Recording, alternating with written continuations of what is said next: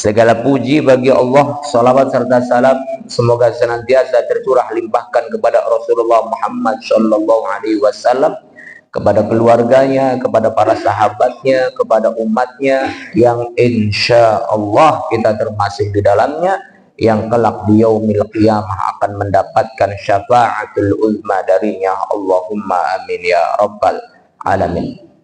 Hadirin, masih dalam suasana bulan Muharram tahun 1446 Hijriyah. Kita tanggalnya sudah tanggal berapa ya sekarang ya? Tanggal berapa? Coba ibu-ibu tanggal sabaraha ayana. Muharramnya tanggal 18 bulan Muharram. Kita orang Islam harus ngerti paling tidak penanggalan Hijriyah, bukan hanya penanggalan Masehi. Tahu nggak bulan-bulan Masehi? Tahu. Coba Januari, Februari, Maret, April, Mei, Juni, Juli, Agustus, September, Oktober, November, Desember. Ngelotok luar biasa kayak rambutan Aceh. Kalau penanggalan Hijriyah bulan apa saja? Aduh, buku beli weruh. Ini berarti tidak pernah ngaji. Orang yang suka ngaji insya Allah mengerti, insya Allah hafal penanggalan bulan-bulan Hijriyah. Dimulai dari bulan Muharram, diakhiri dengan bulan Zulhijjah. Ada berapa bulan dalam penanggalan bulan Hijriyah? Ada 12 bulan. Sama seperti halnya dalam penanggalan Masehi, ada 12 bulan. Diawali bulan Januari, diakhiri bulan Desember. Sementara penanggalan Hijriyah diawali bulan Muharram, diakhiri dengan bulan Zulhijjah. Sama 12 bulan. Sebagaimana dijelaskan di dalam Quran surah At-Taubah ayat ke-36. Apa kata Allah? Inna iddatash syuhuri indallahi 12 syahran fi kitabillah. Sesungguhnya jumlah bilangan bulan di sisi Allah itu ada 12 bulan. Ada berapa bulan ibu-ibu? 12 apa rolas? Pada baik. Ada 12 bulan. Bulan apa saja itu? Bulan Muharram. Yang kedua bulan Safar, yang ketiga bulan Rabiul Awal, yang keempat bulan Rabiul Akhir, yang kelima bulan Jumadil Awal, yang keenam bulan Jumadil Akhir, berikutnya bulan Rajab, berikutnya bulan Sya'ban, berikutnya bulan Ramadan, berikutnya bulan Syawal, berikutnya bulan Dzulqa'dah, berikutnya bulan Dzulhijjah, berikutnya bulan Muharram maning, balik maning Muharram. Jadi kita kemarin itu tahun baru Islam. Di beberapa tempat, khususnya di kampung-kampung, di desa-desa, itu kalau misalnya tahun baru Islam banyak yang pawai obor. Termasuk di Pondok Aba, di sekitaran situ banyak masyarakat, orang-orang Kalikoa, orang-orang Tuk, orang-orang Persir, itu banyak yang pawai obor. Ada orang-orang yang nggak ngerti kayak rame-rame anak pocong, anak cohe. Ini tahun baru, Bu. Loh, tahun baru. Ini kan masih bulan Juli, kok tahun baru? Gimana ceritanya? Bukan tahun baru Masehi, tapi tahun baru Islam. Oh, emang sudah masuk Muharram? Sudah. Berarti kita sudah tahun 1446 Hijriyah. Paling tidak kita mengerti ini. Ya, cuma kadang-kala bahasanya beda. Ada namanya kapit, ada namanya rejep, ada namanya mulut. Pokoknya itu diganti dengan bahasa-bahasa Jawa, istilah-istilah bahasa Cirebon. Tapi esensinya sama, yakni penanggalan di tahun Hijriyah. Ada berapa bulan tadi ibu-ibu? Ada 12 bulan. Lalu apa yang membedakan antara penanggalan Hijriyah dengan penanggalan Masehi? Kalau penanggalan Masehi itu hitungan awalnya dimulai dari pertama kalinya lahirnya Nabi Isa alaihi salatu wassalam. Ini menurut keyakinan orang-orang Nasrani. Sehingga andai kata sampai sekarang ini Nabi Isa masih hidup, itu umurnya sudah 2024 tahun. Kalau masih hidup. Kenapa? Karena penanggalan Masehi diambil dari titik awal pertama kalinya lahirnya Nabi Isa alaihissalatu wassalam. Makanya disebut dengan Masehi. Nabi Isa, Isa al-Masih, Masehi. Kenapa Nabi Isa disebut dengan Masehi atau Al-Masih? Karena Nabi Isa itu dari waktu masih bayi itu sudah pintar, sudah cerdas. Kalau anak zaman sekarang bilang bayi ajaib.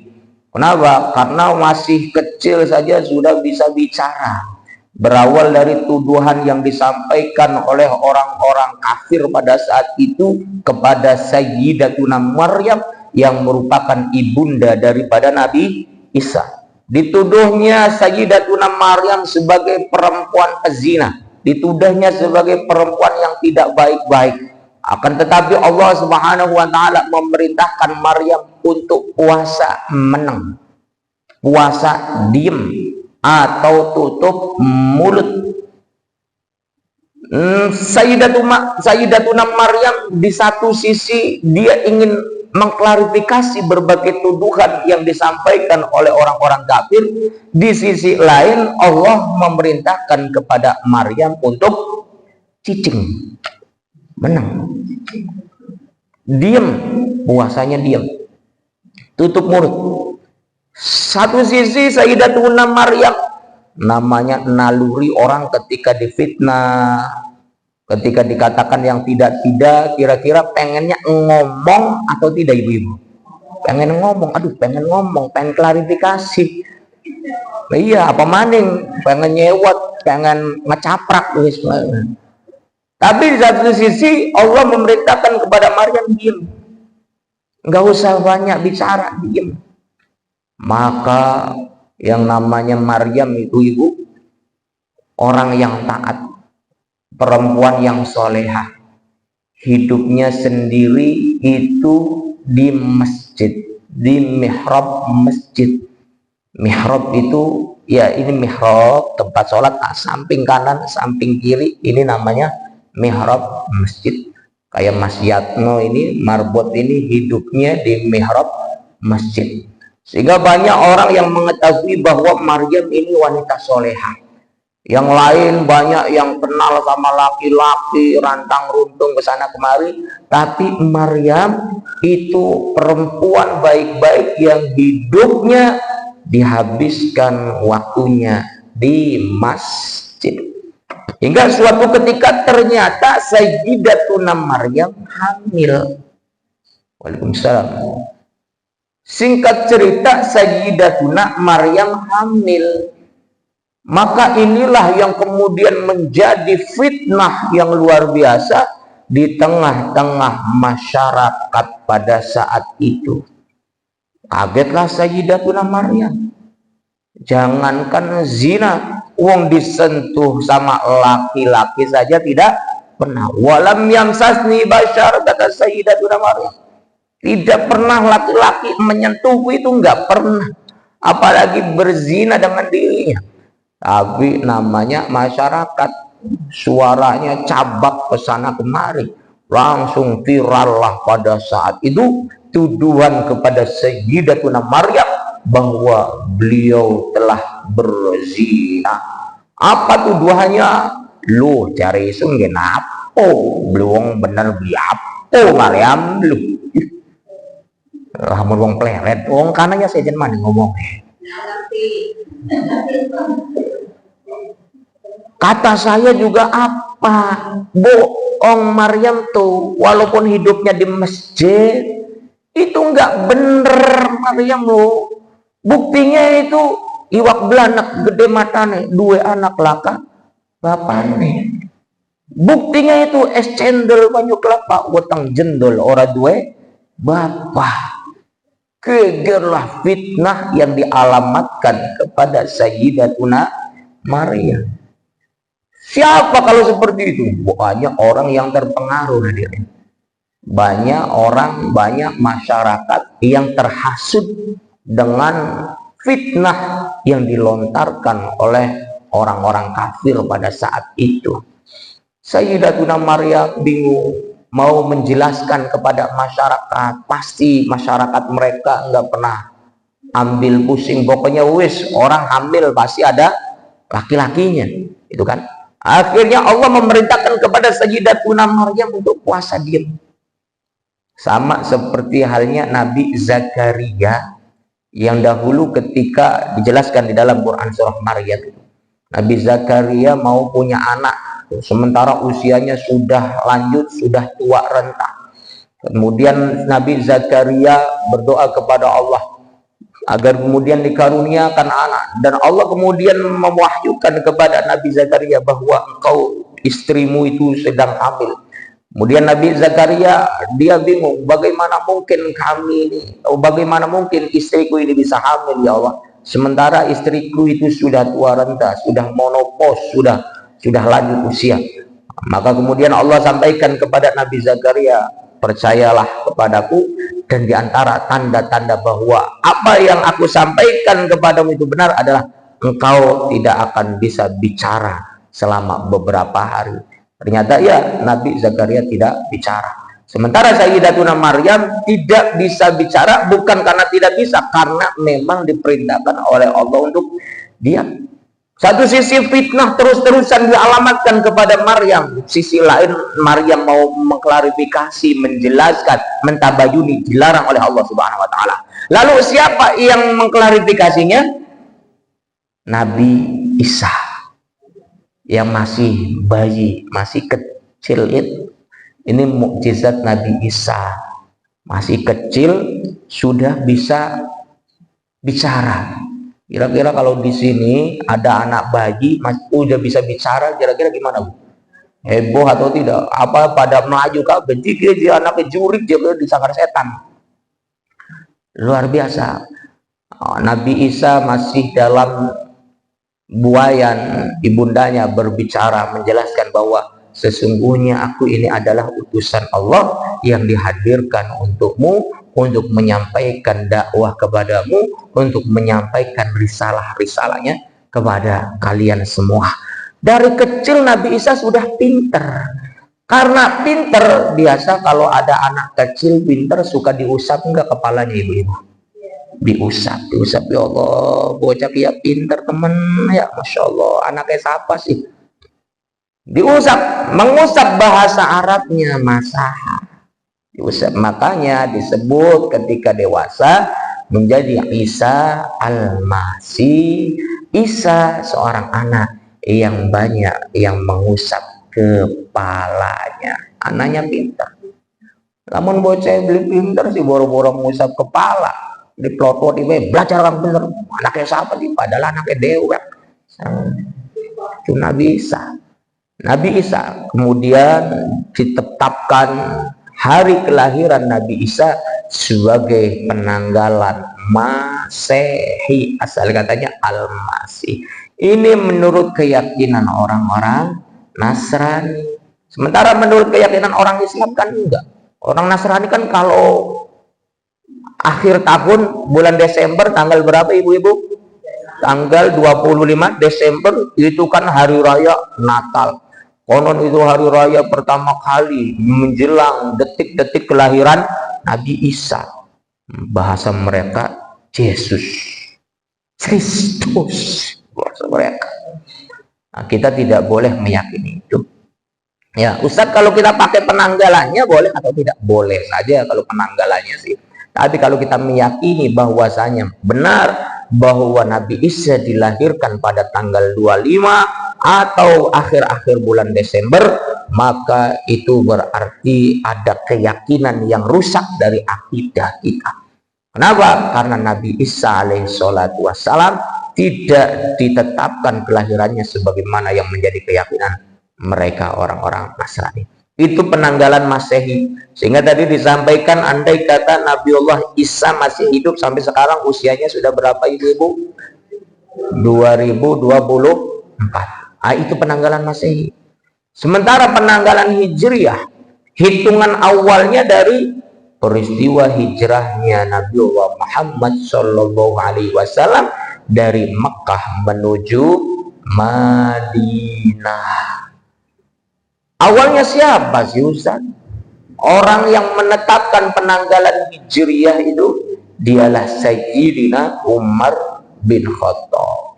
Sayyidina Umar bin Khattab ketika menjadi khalifah, pengganti Abu Bakar, pengganti Rasulullah Muhammad SAW. Khalifah itu pemimpin. Yang namanya pemimpin biasa dimintai tanda tangan. Yang kerja ada sekretaris, ada bendahara. Bagian pemimpin tinggal tanda tangan.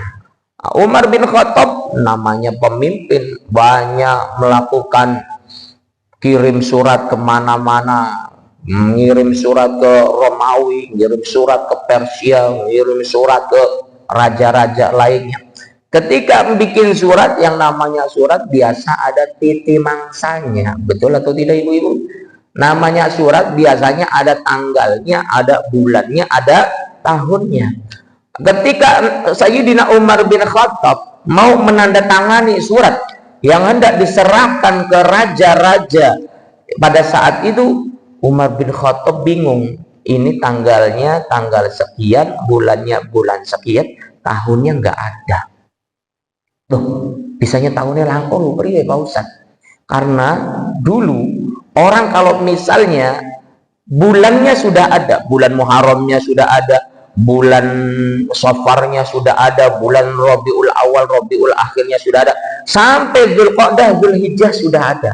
Cuma tahunnya tidak ditetapkan. Ketika masuk penanggalan Dzulhijjah, akhir tahun ini, bulan di paling terakhir di tahun ini, masuk ke tahun berikutnya enggak ditetapkan. Tahun ke-1 selesai lagi dari Muharram sampai Dzulhijjah, tahun kedua masuk lagi, masuk selesai lagi tahun ketiga. Tidak.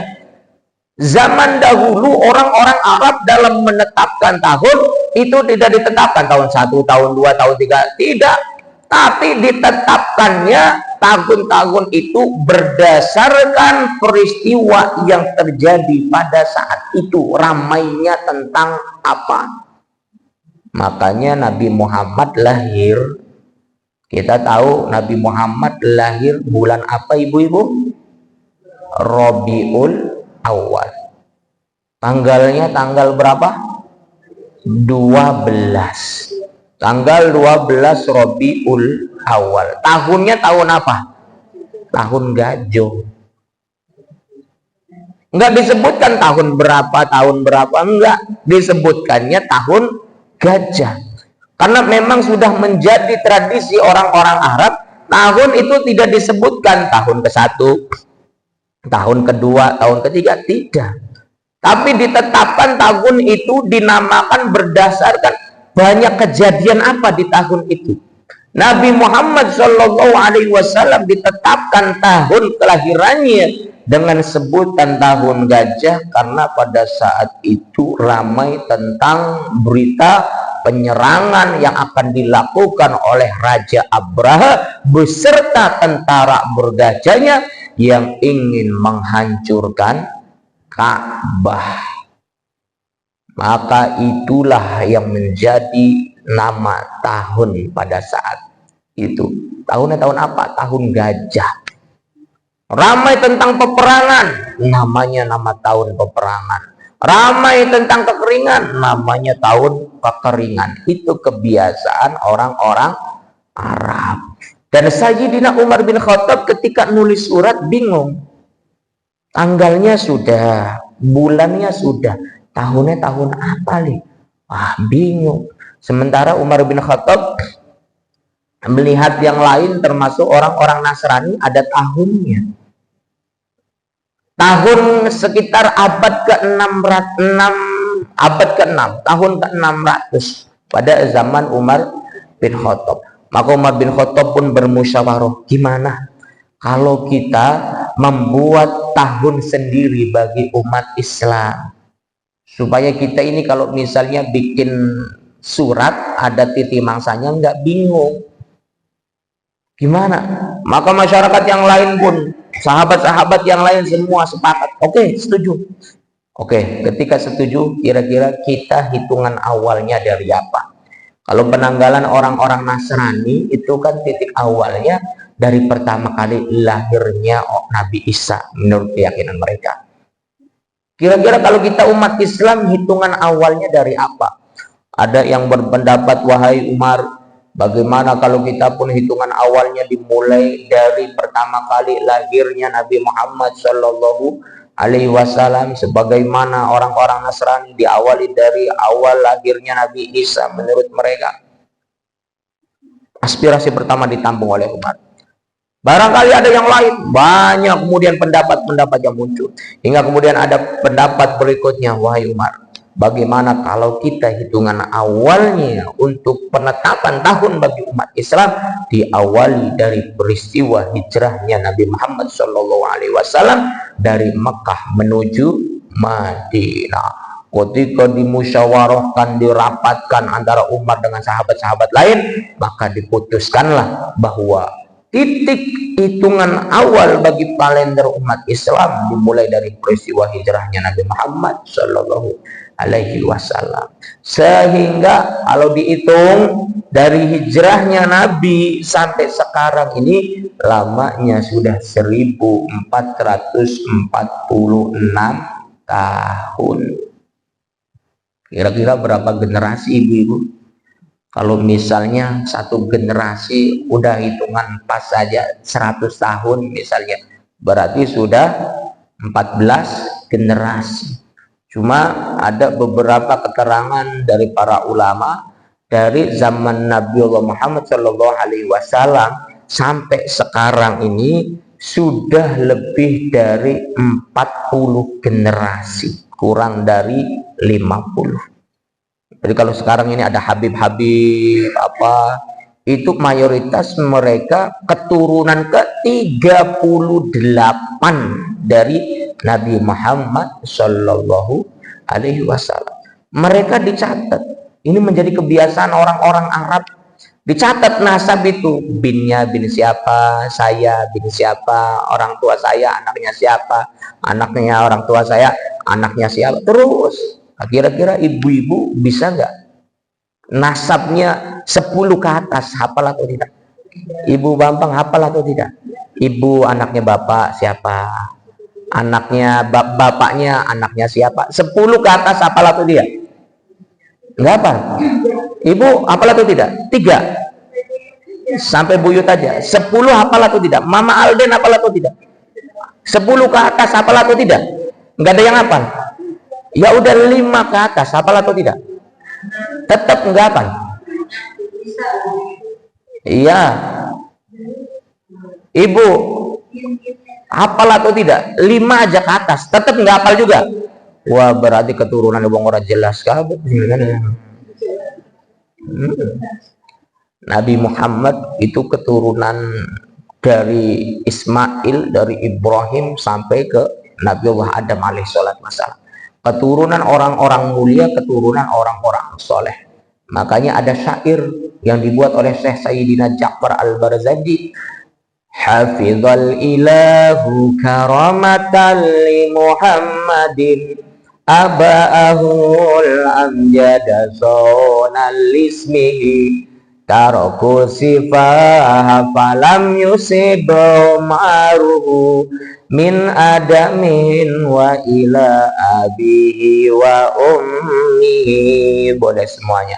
Hafizal ilahu karamatan li Muhammadin aba'ahul amjada sonal ismihi taraku sifaha falam yusibuhum aruhu min adamin wa ila abihi wa ummihi. Sekali lagi, hafizal ilahu karamatan li Muhammadin aba'ahul amjada sonal ismihi tarakul sifaha falam yusibahum aruhu min adamin wa ila abihi wa ummi. Nabi Adam sampai abinya Nabi Muhammad, sampai ibunya Nabi Muhammad Shallallahu Alaihi Wasallam. Semua orang-orang baik, semua orang-orang saleh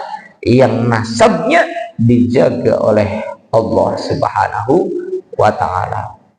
Hadirin ibu-ibu jamaah majelis taklim Baitul Ma'arif yang dirahmati oleh Allah Subhanahu wa Ta'ala. Itulah penanggalan Hijriyah. Sudah tahun keberapa tadi sekarang ini ibu-ibu? Tahun 1446 Hijriyah. Disebut dengan Hijriyah karena asalnya dari peristiwa hijrah. Hijrahnya kapan itu? Yakni terjadi pada bulan Muharram. Pada bulan Muharram. Memang bulan Muharram ini bulan keramat, bulan yang luar biasa. Cuma kadangkala banyak orang yang salah dalam mengkeramatkannya.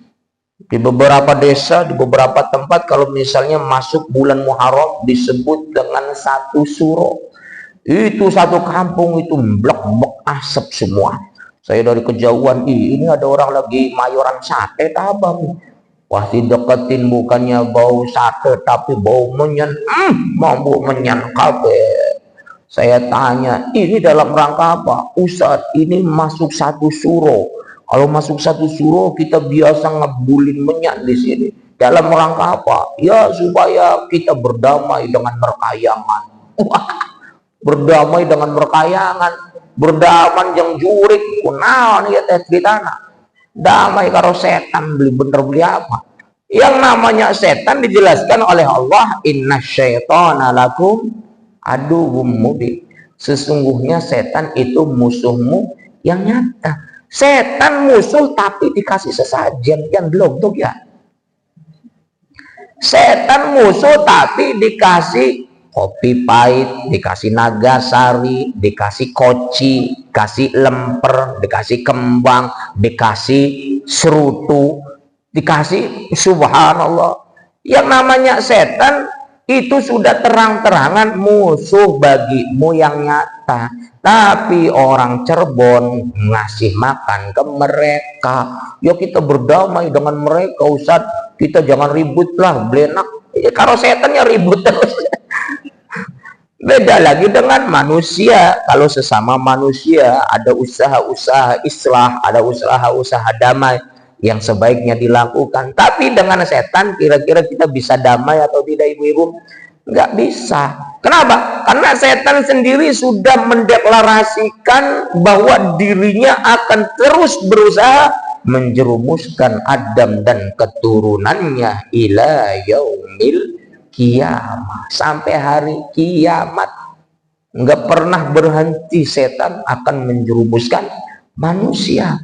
Sehingga nggak ada istilah damai, nggak ada istilah kita islah. Ini malam satu suro ngebulin menyan di dalam rangka apa yang mau blak-blak asap menyan kau kita malam satu suro Ustaz. Kenapa malam satu suro ngebulin menyan semene akeh? Soalnya banyak merekayangan, kita berdamai dengan mereka. Wah, berdamai. Nah, saya biasa ngerukyah ibu-ibu. Kalau biasa ngerukyah itu banyak pengalaman saya. Pengalaman rukyah diantaranya itu sering juga ketika jinnya nongol, dia mau keluar dari tubuh seseorang dengan syarat carikan saya kopi pahit. Cih, enak teman ngokon-ngokon Ustadz, belum dok isin. Enggak, mau keluar. Kalau enggak, saya bacakan ayat-ayat rukyah yang bisa membuat kamu panas lagi. Enggak, saya mau keluar syaratnya kopi pahit, blok dok setan. Baca ya terus. Nah, kebanyakan kita kalau misalnya ada orang kesurupan kira-kira nurutin kemauan setan atau enggak itu ibu? Oh, banyaknya nurutin, jalur kopi pahit, ya kopi pahit. Kopinya habis, minta di pas satu, barangkali di pos aja. Banyak seperti itu. Subhanallah, saya itu ngerukyah. Tapi sekarang ketika ngerukyah ibu-ibu, jarang ada setan yang nongol. Jarang ada jin yang nongol.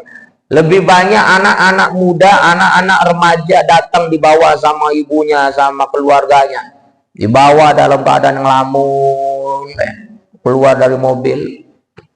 Napok ini ku saya ngelamun kayak mengkon ku masih nom-nom ku raya kayak kusan temen. Ya iku, ya iku. Kenapa Bu? Ini Ustaz, anak saya sudah beberapa minggu ini dia ngurung diri terus di kamar, nggak mau kumpul keluarga, nggak mau main sama temen. Makanya saya khawatir barangkali ada setan yang masuk di dalam tubuhnya. Saya panggil, sini Mas, duduk di depan, duduk. Mas, kenapa ngelamun baik? Diem. Kenapa ngelamun baik? Saya sudah mempunyai feeling karena banyak pengalaman masalah judi online dan masalah pinjaman online. Saya tanya, kamu punya utang ya? Kaget ya. Ustadz tahu dari mana? Ustadz Sakti bisa nerawang. Kamu punya utang ya? Jangan bohong, kamu punya utang. Iya Ustadz. Berapa hutangnya? Puluhan juta lebih, ratusan lebih. Oh, utangnya dipinjol ya? Kaget, ini tahu dari mana Ustadz Sakti bisa nerawang. Kamu pinjol ya di aplikasi di HP itu? Iya. Berapa aplikasi HP pinjol kamu? Banyak. Oh gitu. Ada yang dijadikan jaminan atau tidak? Ada. Apa yang dijadikan jaminan? Surat tanah, surat rumah, sama surat-surat kendaraan. Ibunya sama bapaknya yang tadinya diem langsung kejang-kejang, ya Allah cuk, ya Allah cuk. Ternyata sertifikat umur, sertifikat kendaraan, sertifikat tanah wis dijadikan jaminan buat pinjol. Sama hutang di beberapa tempat. Terus nangis ibunya, waduh, priwe Pak Ustadz, solusi Pak Ustadz. Ya solusinya dibayari, solusi priwe.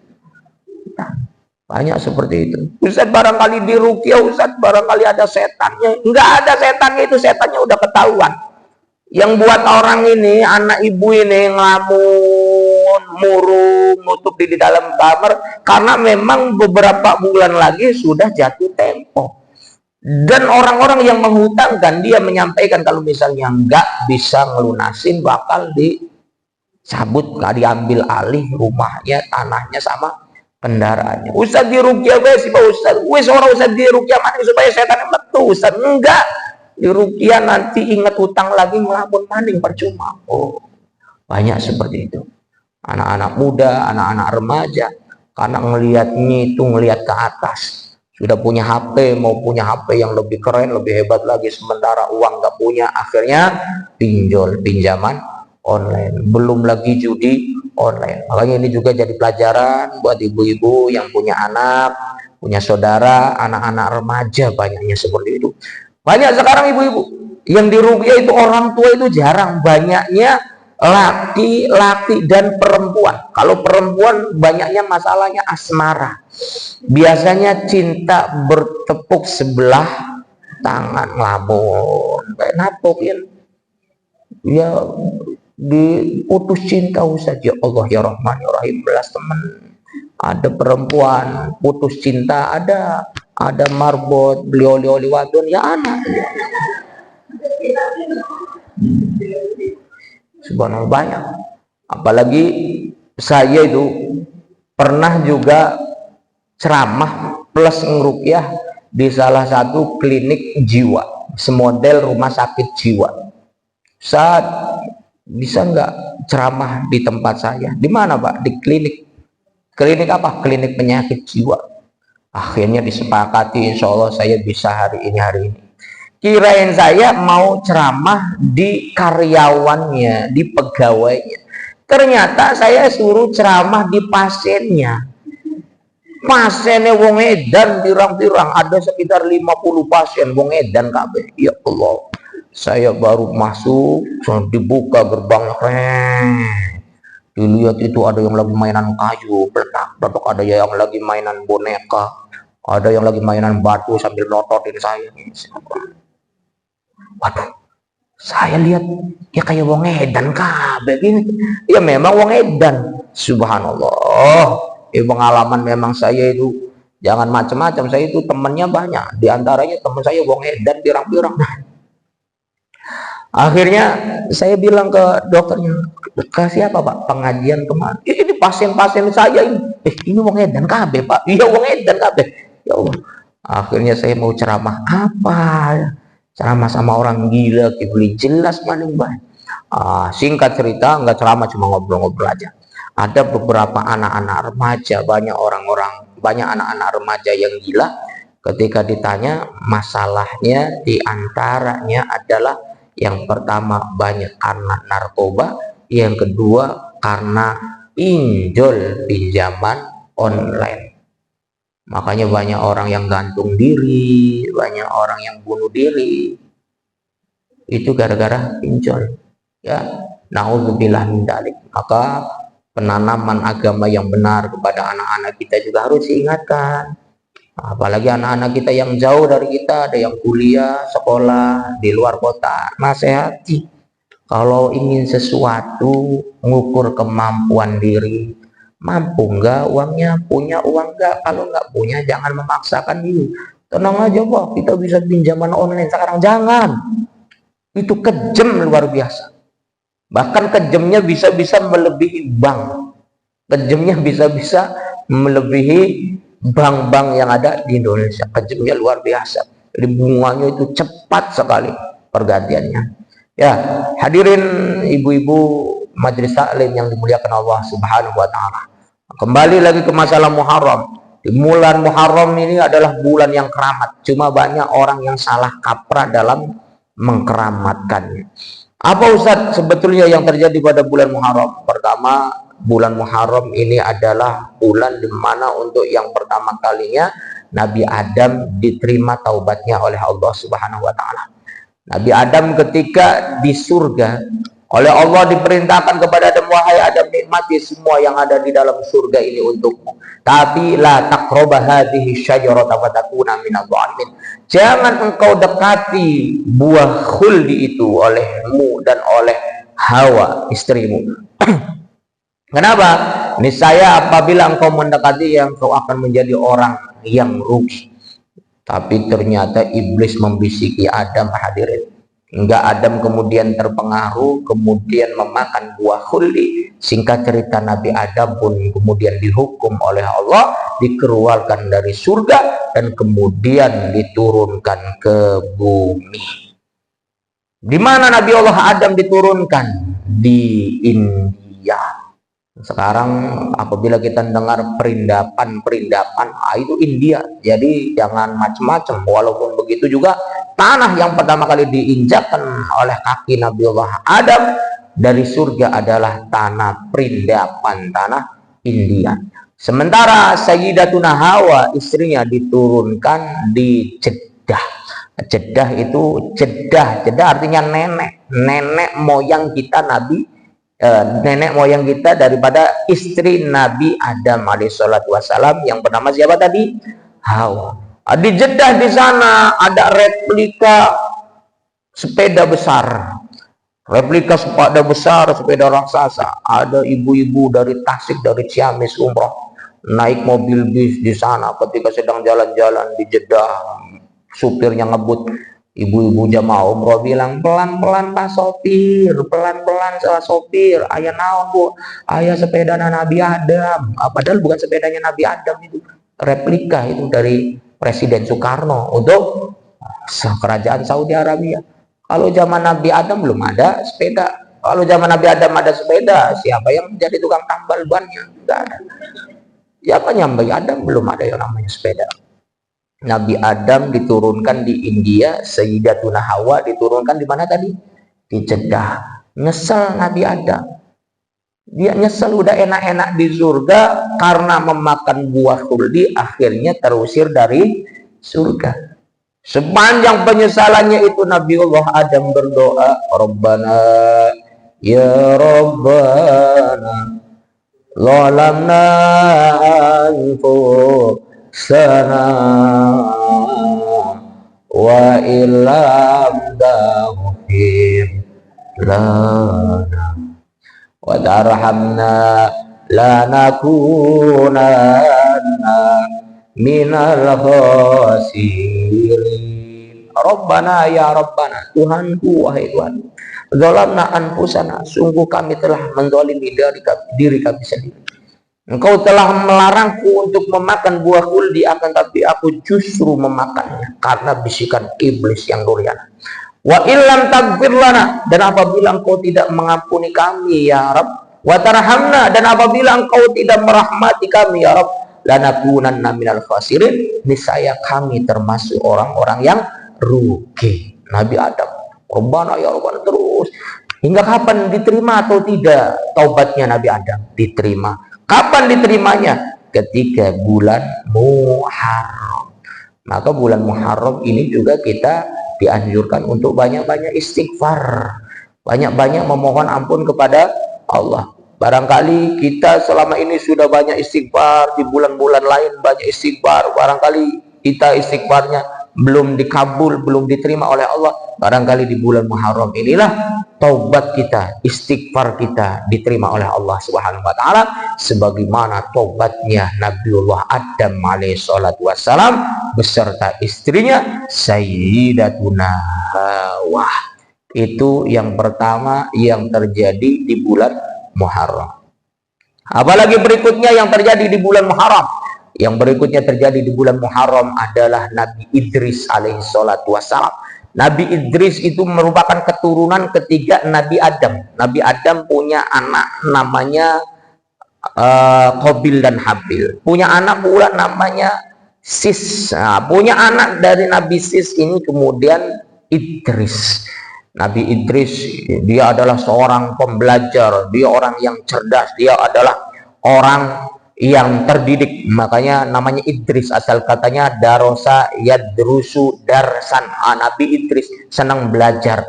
Kalau bahasa kita bilang tadarus. Tadarus itu sebetulnya bukan hanya sekedar membaca Al-Quran saja. Tadarusan sebetulnya bukan hanya sekedar baca saja, akan tetapi mempelajarinya, mengkajinya, makna-makna yang terkandung di dalam Al-Quran. Nabi Idris cerdas. Nabi Idris lah orang yang pertama kali mengerti bagaimana caranya menjahit, bagaimana caranya membuat baju dan lain sebagainya. Singkat cerita hadirin, ada malaikat yang kangen mau ketemu dengan Nabi Idris. Ternyata yang kangen bukan malaikat Jibril. Biasanya yang kangen sama Nabi, sama Rasul, sering ketemu sama Nabi sama Rasul kan biasanya malaikat Jibril kan, yang memberikan wahyu kepada mereka. Tapi yang rindu dengan Nabi Idris bukan malaikat Jibril, melainkan malaikat Israil. Coba, kira-kira kalau ibu-ibu Baitul Ma'arif dikangenin sama malaikat Israil, kira-kira gimana? Senang atau tidak? Ustaz, saya ada yang ngangenin. Siapa? Malaikat. Ya, malaikat siapa? Israil. Besok isunya beliau. Malaikat Israil mau ketemu sama Nabi Idris, meminta izin kepada Allah Subhanahu wa taala. Ya Allah ya Rabb, aku meminta izin kepadamu untuk bertemu dengan Idris. Kata Allah, mau ngapain Rabb? Ini belum waktunya Nabi Idris dicabut nyawanya. Ajalnya masih lama. Kata malaikat Israil, saya mau ketemu Idris bukan untuk mencabut nyawanya, tapi saya ingin belajar kepada dia, mau mengetahui bagaimana caranya sehingga dia menjadi orang yang begitu pandai. Maka kemudian Allah pun mengizinkan malaikat Israil untuk turun menemui Nabi Idris. Ketemu Nabi Idris, singkat cerita pamit, dan Nabi Idris pun tidak nanya, kamu itu siapa, kamu itu dari mana? Tidak. Malaikat Israil hanya menyampaikan, aku adalah seorang musafir dari jauh, ingin bertemu denganmu, sengaja datang ke sini hanya ingin belajar kepadamu. 4 hari lamanya malaikat Israil belajar kepada Nabi Idris. Berikutnya Nabi Idris ketika sudah 4 hari bertanya, sirone sebenarnya sapo, anaknya sapo, wong endi? Kamu wong pleret tengah tani. Mamai Alden ngomongnya kayak mengkono, tembat. Siro sapo sebenarnya, lu beli balik-balik lu. Kamu itu siapa sebetulnya? Kok nggak pulang-pulang? Barulah kemudian malaikat Israil menyampaikan bahwa aku adalah Israil. Kaget Nabi Idris. Malaikat Israel. Ibu-ibu kalau ada tamu buka pintu ketok, ini siapa ya? Malaikat Israel. Lari dijamin. Kaget Nabi Idris kaget. Dalam rangka apa kamu sebetulnya? Saya nggak mau cabut nyawamu wahai Idris, karena memang belum waktunya untukmu untuk dicabut nyawanya. Saya di sini tujuannya untuk belajar saja. Kemudian Nabi Idris pun penasaran. Oh gitu. Ya udah kalau kayak gitu, saya mau tahu rasanya mati sih gimana? Coba Nabi Idris mau tahu rasanya mati. Kata malaikat Israel, enggak. Kata Nabi Idris, enggak apa-apa, coba cabut nyawa saya. Maka kemudian malaikat Israel pun mencabut nyawa Nabiullah Idris alaihissalatu wassalam. Kenapa Nabi Idris mau tahu rasanya mati? Karena Nabi Idris mau tahu surga dan neraka. Karena kalau belum mati, ya belum tahu surga itu bagaimana, neraka bagaimana. Dicabut pelan-pelan. Matilah Nabi Idris. Dibawalah roh Nabi Idris oleh malaikat Israel. Hingga kemudian dibawa, dilihatkan surga, diperlihatkan neraka. Allah Maha tahu, belum waktunya mati nih Idris nih. Balik lagi lah engkau. Ditalikkan lagi oleh malaikat Israel dan hidup lagi lah Nabi Idris alaihissalatu wassalam. Kalau sekarang disebut dengan mati suri. Nabi Idris dicabut nyawanya, diangkat ke langit oleh malaikat Israel. Itu terjadi pada bulan Muharram. Apalagi yang terjadi pada bulan Muharram? Banyak sekali. Ini sudah jam 5 lebih 5 menit. Kira-kira kita sampai jam berapa? Jam 7 Isya atau gimana? Banyak sekali. Yang intinya semua mukjizat para nabi, semua mukjizat para rasul banyak terjadi di bulan Muharram. Maka wajarlah apabila sekarang ini banyak orang yang menganggap bahwa bulan Muharram ini adalah bulan yang keramat. Doa para nabi, doa para rasul, doa orang-orang soleh semuanya diijabah oleh Allah ketika bulan Muharram. Nabi Ibrahim dibakar oleh Raja Namrud, tidak mempan hingga kemudian mati api yang membakarnya itu. Raja Namrud mengira Ibrahim sudah mati, pas dilihat, masih urip baik. Dibakar lagi, ternyata masih urip baik. Itu terjadi pada bulan Muharram. Nabiullah Musa dikejar-kejar oleh Fir'aun hingga kemudian ia sudah terdesak di Laut Merah, kemudian ditancapkan tongkat yang dibawa oleh Nabiullah Musa berdasarkan perintah Allah kepadanya. Lautan itu terbelah menjadi dua dan Isa beserta para pengikutnya melewati lautan itu. Fir'aun mengejar di belakangnya, bala tentaranya pun mengejar Fir'aun. Kemudian di tengah-tengah Musa sudah sampai di daratan, dipersatukan lagi lah Fir'aun dan bala tentara itu, tenggelamlah di tengah lautan yang begitu dalam. Itu terjadi di bulan Muharram. Banyak keajaiban-keajaiban di bulan Muharram. Makanya kita ini berdoa, barangkali ada hajat, ada cita-cita, ada keinginan kita yang sekarang kita sudah berdoa akan tapi tidak kunjung dikabulkan oleh Allah. Barangkali di bulan Muharram inilah banyak keajaiban-keajaiban yang Allah tunjukkan kepada kita dengan Allah mengabulkan cita-cita dan harapan kita. Banyak-banyak istighfar, banyak-banyak berdoa, banyak-banyak meminta kepada Allah mumpung masih bulan Muharram. Wallahu a'lam bishawab. Barangkali ada yang ingin disampaikan, ditanyakan, didiskusikan, dipersilahkan. Bangga.